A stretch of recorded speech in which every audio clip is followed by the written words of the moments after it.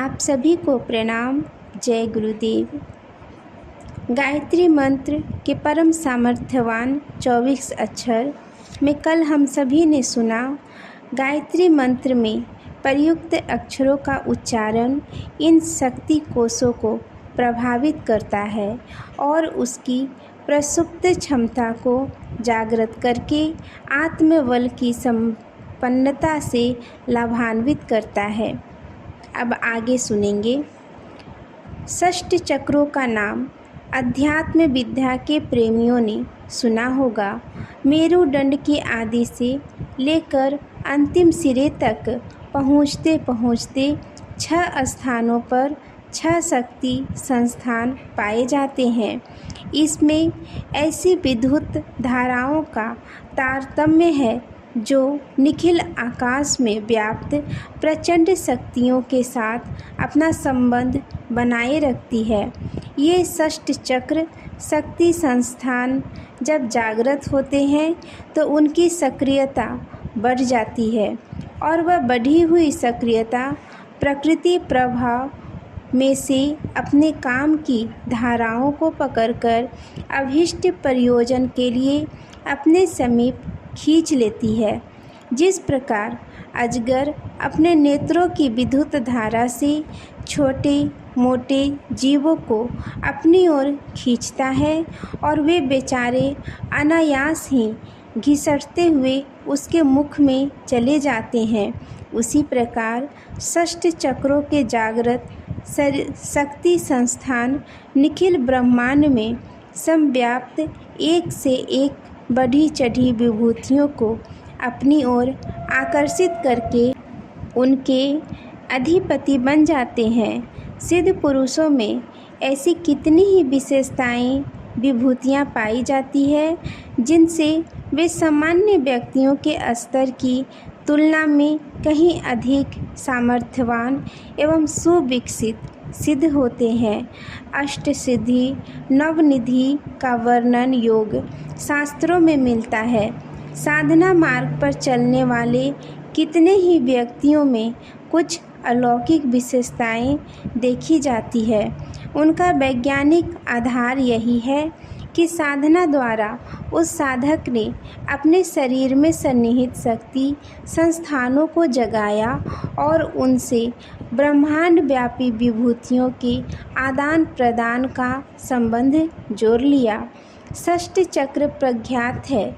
उनके अतिरिक्त 24 विशिष्ट और 84 सामान्य शक्ति केंद्र भी इसी शरीर में विद्यमान है। इसे उप्तकाएँ और विभेदिकाएँ कहते हैं। 24 उप्तिकाएँ छोटे छोटे षष्ठ चक्रों जैसे शक्ति संस्थान ही है। ये शरीर के विभिन्न स्थानों पर विद्यमान है। गायत्री महामंत्र में 24 अक्षर जब स्पंदित होते हैं तब मुख में उत्पन्न हुई गतिविधियों को सूक्ष्म प्रभाव उन उप्तिकाओं पर पड़ता है और वे स्वसंचालित हलचल बनकर उन्हें प्रसुप्त स्थिति से जागृत स्थिति में परिणत करने का कार्य आरंभ कर देती है। अधिक जप करने की निरंतर चल रही प्रक्रिया पत्थर पर घिसने वाली रस्सी की तरह प्रभाव डालती रहती है और वे संस्थान जैसे जैसे अपनी मूर्छा दूर करके चेतन भूमिका में जाते आते हैं वैसे वैसे इस उपासना में संलग्न साधक अपने आप को अलौकिक शक्तियों से शुभ संपन्न अनुभव करता हुआ आत्मविकास की ओर बढ़ता चला जाता है।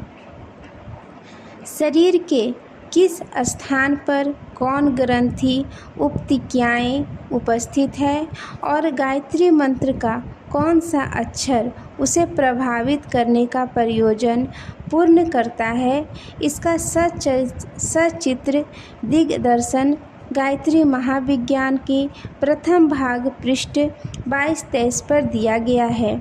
जिस प्रकार टाइपराइटर की कुंजियों पर उंगली दबाने से उसकी जुड़ी हुई तिल्ली उठती है और कागज़ पर टकराकर अपना अक्षर छाप देती है। उसी प्रकार मुख से स्पंदित हुए गायत्री मंत्र के 24 अक्षर एक एक उक्तियाँ पर प्रभाव डालती हैं और वे वैज्ञानिक व्यवस्था के आधार पर सूक्ष्म होने लग जाते हैं। आधुनिक चिकित्सा शास्त्रियों ने नवीनतम शोधों के आधार पर मानव शरीर में अव्यवस्थित कुछ विलक्षण ग्रंथियों की खोज की है।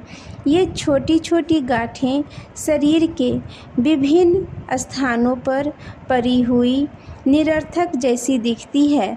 उनमें पसीना जैसा एक रस स्रावित होता रहता है, उसे हार्मोन कहते हैं। यह हार्मोन जब रक्त में मिलता है तो विभिन्न प्रकार की विलक्षणताएं पैदा होते हैं। सामान्यतः सभी शरीर हाड़ मांस की दृष्टि से लगभग एक ही तरह के हैं। जीवन यापन और आहार विहार के तौर तरीकों में थोड़ा बहुत ही अंतर होता है। फिर एक से दूसरे में जो ज़मीन आसमान जैसा अंतर पाया जाता है, उसका क्या कारण है?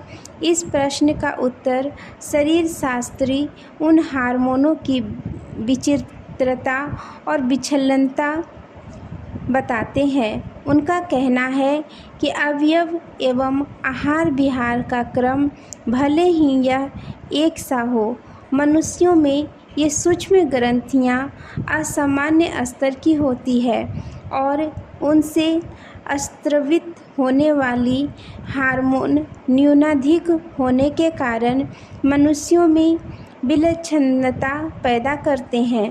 शारीरिक, बौद्धिक, भावनात्मक एवं आत्मिक विशेषताओं का उत्तरदायित्व वे इन हार्मोन ग्रंथियों पर आरोपित करते हैं और साथ ही